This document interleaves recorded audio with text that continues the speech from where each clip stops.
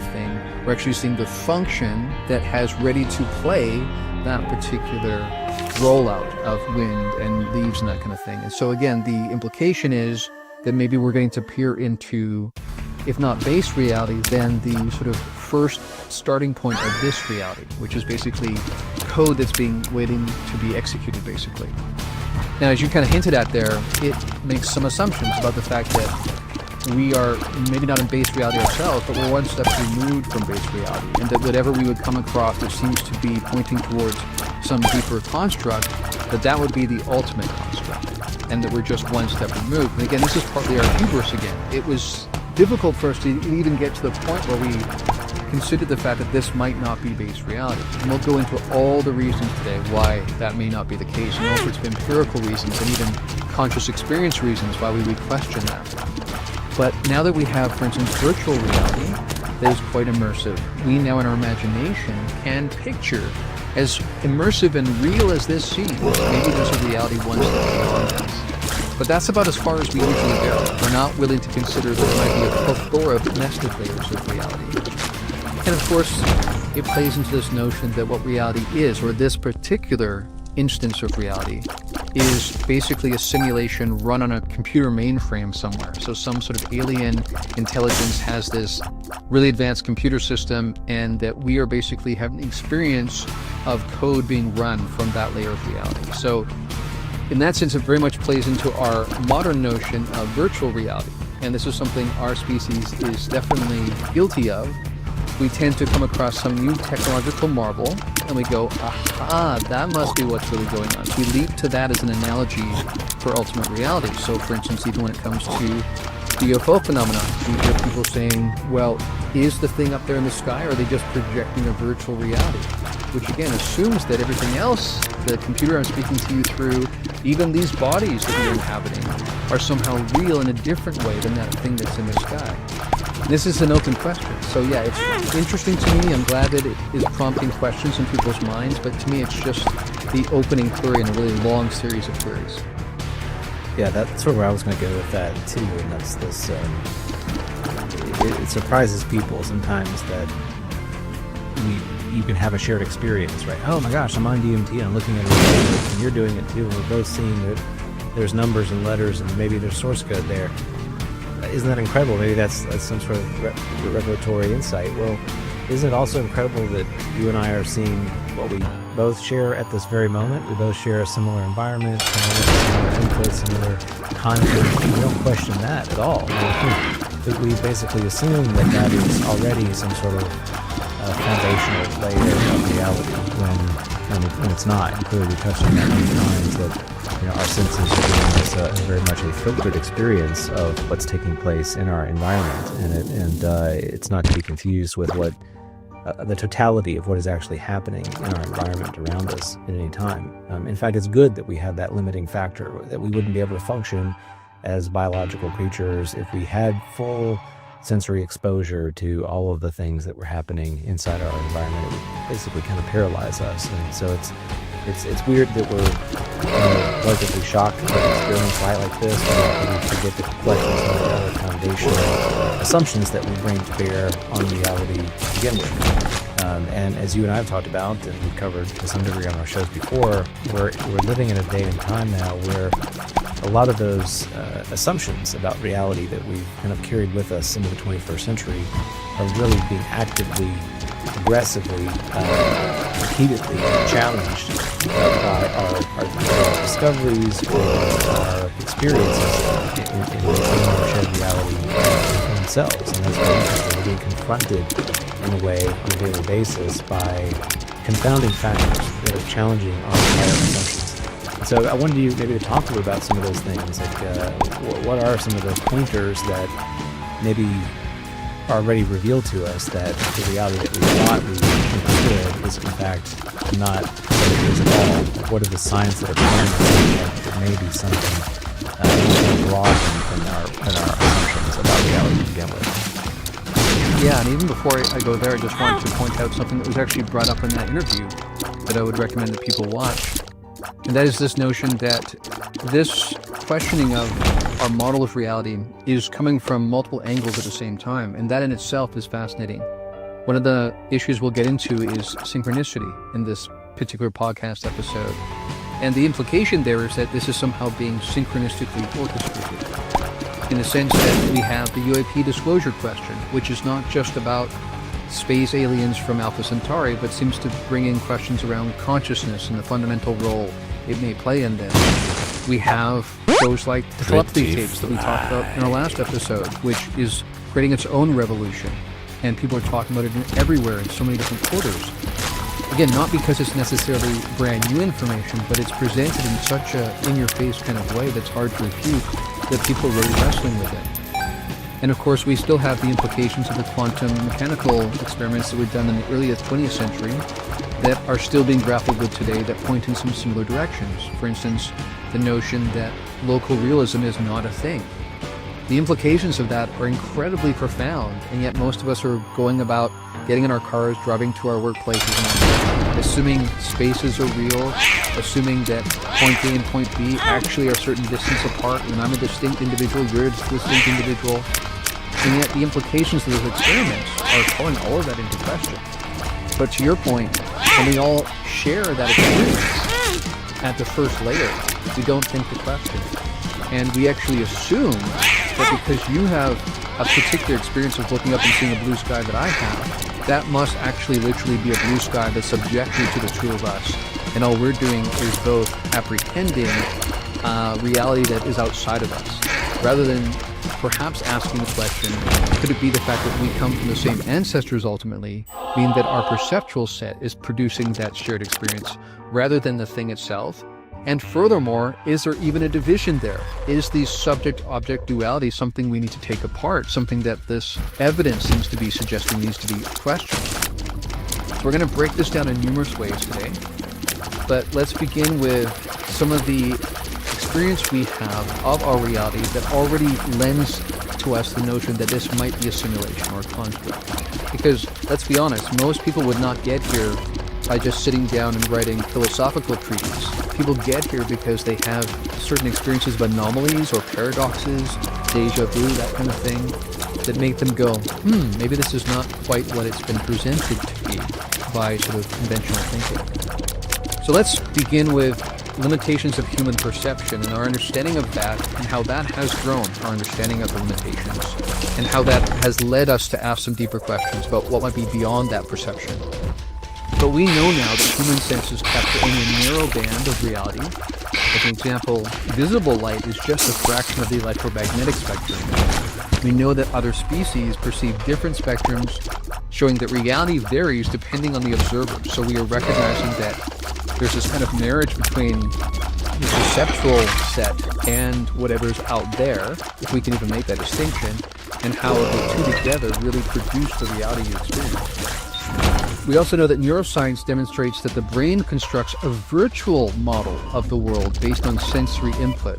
This means that what we experience is not direct reality, but an interpreted version. And actually also got into this in the interview, because he made the point, and this was fascinating to me because I make this point in the lessons of being classes all the time, but it's something we could easily miss if we're not having our attention brought to it. And that is that actually what our brain is usually doing is just showing us past memory, basically. When we go through a certain routine in the world, there is no need to re-render things because we have so much we can already draw upon. So to, be efficient with resources, we are basically just playing on memory unless something comes into the frame that's so anomalous that our brain goes, wait a second, something's really different here. This could be an existential threat, for instance. I better render this on the fly in real time. But the implication there is that if that's not the case, and most of us following a certain routine do not run into that very often, although very interestingly UAP are one of those anomalies, then we tend to just be referencing our references. So I talk about this a lot in the classes, that we don't even recognize this distinction anymore, that we often don't experience reality directly. We actually experience our reference point of reality. So when we see a tree, we have all these notions of a tree as a certain kind of organism that grows via photosynthesis and all these things. These are all things we were taught in our science labs, not something that is a direct experience of the tree. So that's where we can start, basically, is just understanding that the limits of human perception play a role here in reality itself. But let me pass it back to you for some thoughts.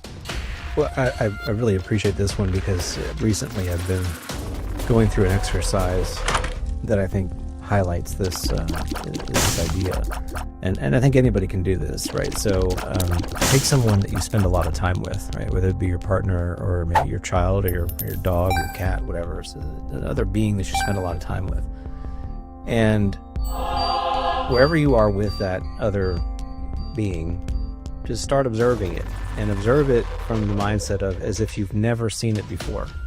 And that's really hard to do. It's a challenge. It's kind of a meditation in a way. But begin focusing on features and aspects and qualities of that individual that you don't normally focus on.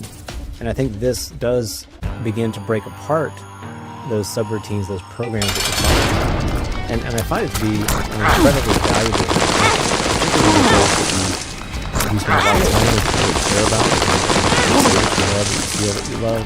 Sometimes that love is not on autopilot, and I think we can coast through and take that for granted.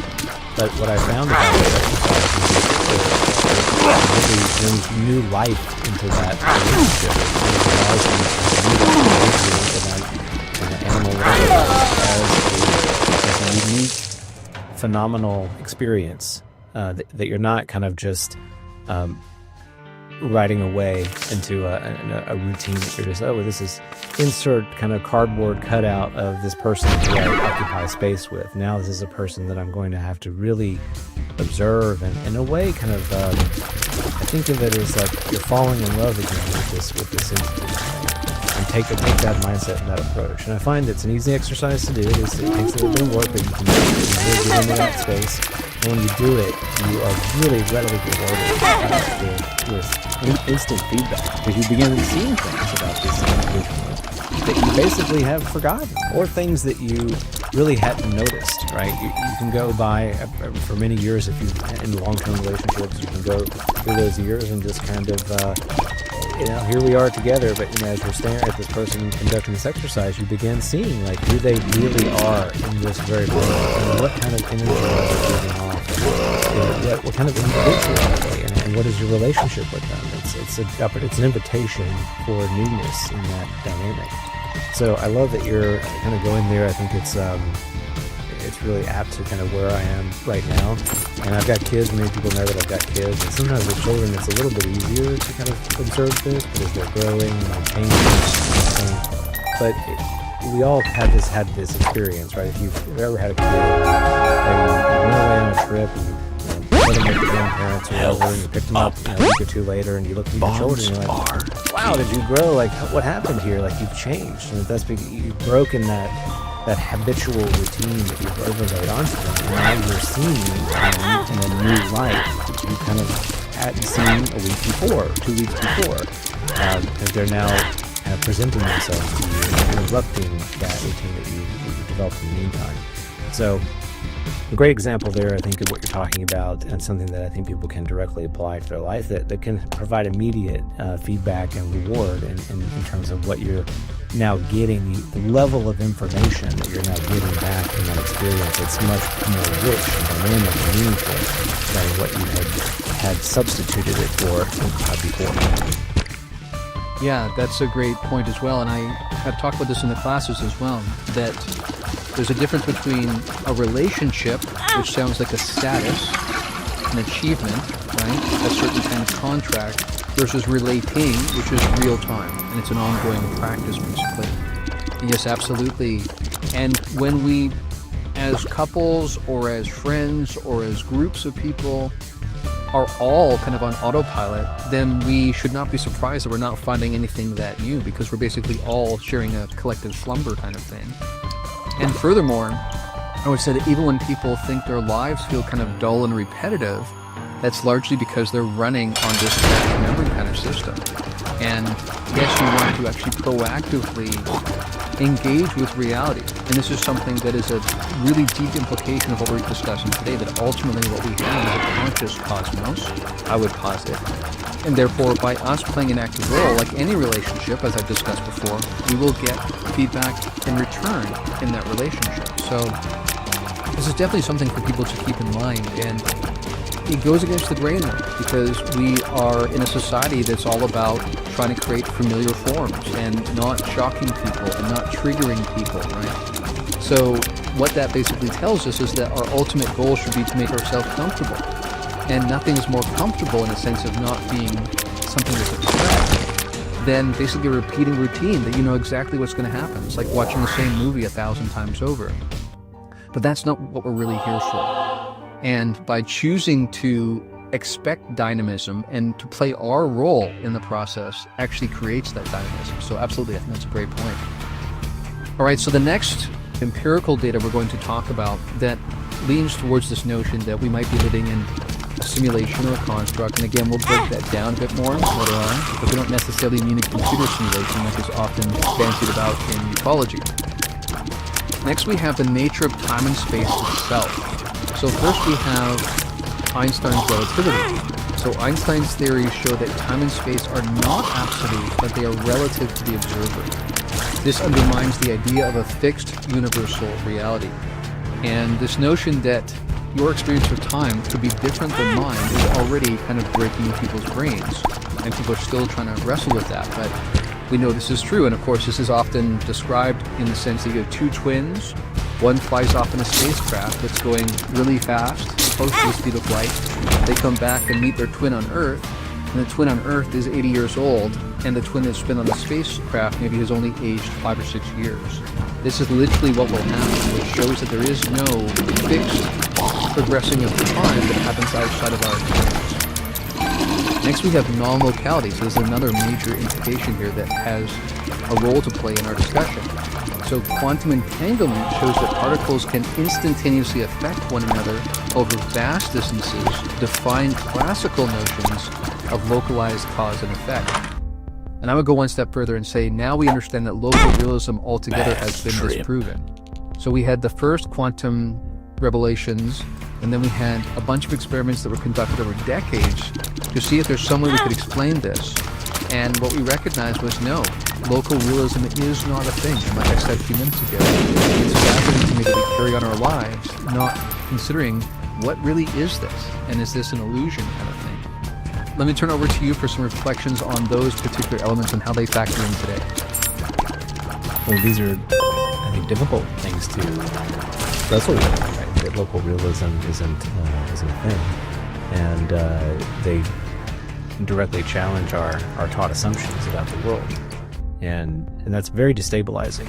And not just destabilizing, but it takes time to, in a way, kind of kill the program you've been given and try to adopt this new way of thinking about reality. That things may not objectively be there without you observing them. It's a wild kind of quality to consider. And what does that mean about your experience, about the things that you've taken for granted, about what you understand about things that are in your world, and what does it mean about things like your dreams and your relationships with those dreams, things like synchronicity, how does that come into play? All these things really begin, I think, challenging the way that we think about the causal relationship between I do this and this happens, or I observe this domino falling, it's the following domino, and these are real dominoes that exist in some sort of platonic sense out in reality somewhere. If that's not really true, and if it's all happening kind of in a mental space, in the space, the mind of the observer, what does that mean? And what does that mean about who I am? Am I fixed kind of thing? Am I objectively real? You can see how this can become pretty challenging to our sense of self, and really kind of shake our foundations of who we think we are and how we relate to each other. Where are those boundaries? Are the boundaries fixed? Like we tend to think of a table and the object on the table, they have these hard surfaces and they don't really bleed into each other. Are these boundaries set in stone, or are they much more porous than we might naturally believe? And there's that porous nature of reality. Does it affect us at a fundamental level? Are we fundamentally much more connected to these things, quote unquote things, that we observe than we like to think that we are? That we're not as separate from them as we like to think that we might be. What does that mean to us as individuals and our understanding of reality itself. You can see how you can begin chasing a lot of these questions, and it could lead to some very different ways of understanding the world at large, and how your observation of that world, your participation, that's a great word to use here, your participation in that world is very vital, kind of to what the world actually is. It's a participatory reality. It's not something that just happens to be a fixed quantity that it just exists out there and separate an individual from who you are, but who you are, in fact, is a part of what that is. And there's an interplay or relationship between those things that creates quote-unquote reality. So it's a lot of stuff for me to deal with these questions. Local realism is a big one.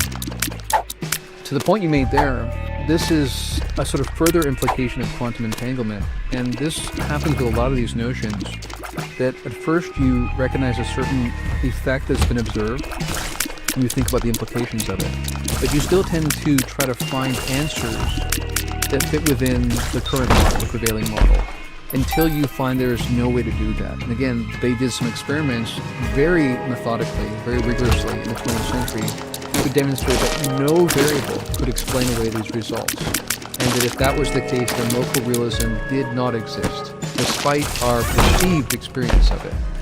And the reason why this is important is because with quantum entanglement, what we were perplexed by was that you could have these two particles, one on one side of the physical cosmos, one on the very opposite side of the physical cosmos. You change the orientation of one, the other one simultaneously changes. And the reason that confounded our notions is because we assumed space was real, distance was real, and therefore there had to be some sort of message being sent from particle A to particle B for it to know to respond. But of course, that is based on this assumption that space is real, that distance is real, it's actually a thing. And the real implication there is that's not true. And of course, again, when we think about our daily lives, getting in our cars and driving into the city, parking, coming back home, knowing that ultimately those distances are not real, then what exactly are we doing? These are some interesting questions that arise. But the underlying implication here is that those two particles are actually one that the two-ness of them is the illusion. And the reason why one simultaneously changes when you change the other is because they're facets of the same diamond, if you will. So you turn a diamond, it's going to have a refraction of light difference on every different facet. So, of course, this has massive implications for who we are, what this is. If we are all facets of the same one diamond, what does that mean ultimately? What is the real questions we should be asking here? All right, so now we're going to move into some additional elements that we have as part of our perceived experience that themselves point to something deeper, that this might be a construct. And this relates to cognitive biases and psychological illusions. So simple illusions demonstrate how easily our perception can be tricked, revealing that our experience of reality is not always accurate. And these are fascinating. I know you've seen some of these, I've seen some as well. Now that we have social media and we can share these things, people can demonstrably see how an illusion happens right before their eyes and it breaks their brain. And they recognize that somehow what my brain is telling me, really it's, again, creating a version of reality for me to look at, to experience, is actually not what's fundamentally going on. And the mix-up there between what's really happening and what I'm perceiving happening tells me there's a gap there, that they're not a one-to-one relationship. So this is a fascinating one, because once you see it happen, right, you've probably seen this example. I'm thinking of this one where these two objects that look like different colors, but they only look like different colors because the context they're placed within is different. So our brain interprets the color differently. But when you drag one object next to the other, you realize, sure enough, it's the exact same shade of gray. And it breaks your brain because you are so convinced that you saw something other than that just a minute before, and yet you've been able to demonstrate in one experience that there's an illusion. Of course, for those of us who are deep thinkers, we ask ourselves, if that is an illusion that I'm being persuaded by, what else might be as well? Another one, of course, is memory distortions. So studies in psychology show that memories are reconstructive and often unreliable, further undermining the notion of an objective reality as experienced through personal recollection. So I want to make a further point here again, because as we've been pointing to here, sometimes there's an initial implication that occurs to us, but sometimes it takes a while and some experience before we're willing to ask those deeper questions. So initially we say, sure enough, with witness reports, for instance, in criminal trials, we know that memory can be faulty. People can misremember. People's biases can end up changing the way they think something happened. But of course, the notion, though, is that there was one reality and then we have a memory of it. But what again if that thing is being reconstructed and slightly changing every time we engage with it, not just as a memory, but as the reality itself? Right? This is the deeper implication here, one that we don't often get to right away. Yeah, there's one experience I've had not too long ago that reminds me of some of this these points. So we took a trip a couple years ago to the UK and to Edinburgh, and I took our kids to this house. I think it's called the House of Illusions, and there are these different illusion places around the world. They're all part of the same company, but it was really, really fascinating. And immediately, once you go through a couple of these illusion stations, you realize you cannot trust your perception at all. Like, I mean, you feel kind of like an idiot, basically, because you go through life going, well, I mean, what can I rely on here in terms of my perceptual understanding of the world? And the fact that we all happen to be able to generally kind of agree on the state of the world and how it appears to be, how it functions, etc., the general kind of shared experience of that's pretty impressive considering how wrong we often are about what is actually there. And again, here we're getting into these notions that I think we confront, that we want there to be a specific object that is persistent, that is the true object. Yet we have very different experiences of whatever that quote-unquote object actually is. A good example of this is the hanging cylinder analogy here. So you have a hanging cylinder, and you have light that's projected on the cylinder from two different angles. The surface behind the cylinder will display two different objects. You'll see a circle, and you'll also see a square, depending on which way the light is hitting that object. Now, is the cylinder a circle? Is it a square? Is it something more than that? It is something more than that. But your perception of it is going to be limited by your orientation to it. So these are things that I think demonstrate that the world that we perceive is not necessarily the world as it truly is, but also do want to, I think, kind of challenge this notion that there is a world as it truly is that can be ultimately arrived at and achieved. That there is, in the sense, this true, objective, base reality that we can arrive at with just the right amount of knowledge, the right amount of perceptual expansion, that once we get there, all questions answered, problem solved, the equation has been balanced.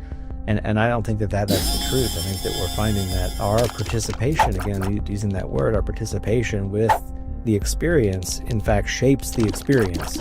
Not just how we understand it, but what it fundamentally really, in fact, is. And so, yeah, these are notions that come into play whenever we're talking about experiments like this DMT experiment or experiences of the NHI. And we think about a number of anecdotes that we've heard where people can be in the same place and be observing, quote-unquote, the same phenomenon, but have a totally radically different experience of what that phenomenon is. This is a good illustration of that. People might go away with that thinking, well, which one of these individuals actually saw the real phenomenon? What was it? Was it a disc or was it a triangle? What was it actually? And we have the sense that there should be a solid something there, and that maybe just one of these observers got it wrong, or they both got it wrong, but it is something concrete that we could put our hands on. And if we're learning that may not be something that can be achieved in the way that we've been taught to experience reality, then that absolutely begins to shake the foundations of how we understand the world. Yeah, absolutely. And what you're describing there is logical positivism, right? So this notion that there's this one fixed reality that we just need to study at a granular enough level and we will understand it. And this has been proven not to be the case, and this is the implications of the quantum experiments, is that these things that we were able to break up into smaller and smaller parts as we got closer and closer to understanding what we thought was base reality, eventually it ends up looking like a field where there are no objects at all, and they seem to take on forms temporarily, but only in participation with our consciousness. So this absolutely challenges our basic understanding. Something I also want to add here, before we go into the next section here, that relates to this thing about how we want to intentionally go through the world choosing to look at things, choosing to interact in ways. Let's just say that someone had taken some psychedelics at some point, and then at some point, hours later, they went driving. Now this becomes, hypothetically, a very interesting experience, because what you end up noticing is your eyes darting all over the road, the side of the road, even though you're driving down a road you've seen 1,000 times before. The reason why it's a very different experience is because that subtle modulation of your consciousness makes you notice different things. Because really what we're experiencing is just a filtered version of reality. And under one modulation of consciousness, if we're driving down the same road over and over again, we basically can rely on our memory, which allows us to do many other things while we're driving, those kinds of things. And suddenly we find we're at work all of a sudden. But this just shows that when our modulation of consciousness is slightly different, we pick up entirely different things. And this is a good reminder of that kind of thing. All right, so the next section has to do with simulated and programmable realities. So this relates to what I talked about earlier, where we are now wrestling with this notion that we might be in some sort of virtual reality or simulation, because we now have that as part of our reality. We've created our own so-called virtual realities, our own simulations, and so we ask ourselves the question, could this actually be a simulation, a virtual reality, under the mainframe of some deeper intelligence kind of thing? So, modern VR technology can create highly convincing, and I would say immersive, alternate realities. This suggests that our perception could also be part of a larger quote-unquote program. So, and I want to really emphasize the immersive part here, because once you put on a VR headset, you have the experience of turning your head, and your experience of your reality in front of you turns in accordance with that change of your orientation of your head. Then you get to a point where you end up tricking your brain, again, speaking of these illusions, where your brain starts believing it's real. And of course, everyone's seen these hilarious examples of people who forget they're in a living room and there's a wall in front of them. They start swinging at something and knock something off the wall or whatever, because they've been completely fooled by this immersive reality. And if you think about it, even 10, 15 years ago, we didn't have these kinds of things, and so we had no notion of them. So once our imagination begins to play with these things, we start asking deeper questions about our reality. And as I pointed out to you before, I think for our kids' generation, this is much more intuitive for them to ask this question, could this be a simulation? Because they've grown up with these kinds of games they can play. All right, the next one is the fractal geometry present in nature. So the recursive, self-similar patterns in nature suggest a rule-based system, perhaps, that mirrors how simulations might be structured. So if you remember, I'll bring your attention to when I shared that one synchronicity storm I had. If you remember this one point where I talked about being out on my deck, looking down at the leaves that were on my grass in front of my property here, and suddenly everything aligned in a very linear way. Like I saw this geometric pattern that was perfect and was very precise. And so what looked like randomness from one modulation of perception suddenly looked like basically a VR simulation to me, a holodeck simulation or something, where I was seeing these lasers overlaid on top of the leaves in such a way that this was actually a very precisely drawn up pattern where randomness is the output of that function, if you will. But I remember being completely shocked by that and came away going, this reality is not what we think it is. So in that sense, that did play into this notion almost being computer-like, but again, we'll break down later why that's not the case. But let me pass it on to you in terms of these two different notions, virtual reality and how that has stoked our imagination to ask questions about our experience, and then the fractal nature of reality, right? Because this is fascinating. You look at the fractal structure within a leaf, and you look at the fractal structure within a human lung, for instance, and they look very, very similar. And people like Bernardo Kastrup and others, arguing for an idealistic model, will say things like, At the largest scale, the cosmos itself looks like the neuronal structure of a human brain. So we see these repeating patterns in nature, which if you were, for instance, going to program something, then for efficiency's sake, we take the same patterns and use them in these nested recursive kind of ways. And we do indeed see this in our reality itself. Yeah, I can understand why this is a really popular hypothesis, the simulation hypothesis now, because we are on the cusp of essentially mimicking our experience of reality with these kinds of technologies. And we have a lot of popularized fiction that walks us through this, and so it's not a stretch for us to take our own advancements and say, well, geez, what if we applied 100 years of technology to this? And well, if we could do that and imagine what that would look like, how immersive that would feel, well, then maybe we've already done it. Maybe we're in a simulation right now. Maybe it's hurdles all the way down into having the simulations, right? It's something that we're wrestling with right now with our technological progress, but philosophically, it's not a new idea. It's something that's been around for quite some time, as you know, and this is something